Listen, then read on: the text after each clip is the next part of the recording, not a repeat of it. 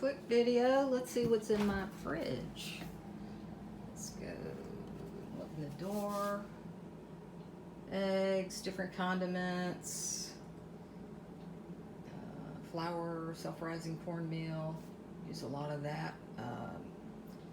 Not eating as much wheat because I think I might be gluten sensitive.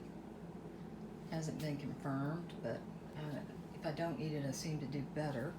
Let's look down here in this drawer. That's some of my backyard citrus, the Caracaras and Caracara oranges, and the Rio Red grapefruits. And they look bad, but they taste really good. So I don't know what's going on with that. Anyway, water, Diet Coke, different vegetables. Let's see what we got.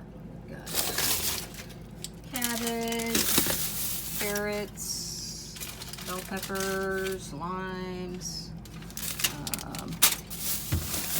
jalapenos, leftover King Ranch chicken casserole, some cheese, mozzarella cheese, over there in the drawer, cheddar cheese, sandwich stuff. Pretty boring actually, but let's see what's in there.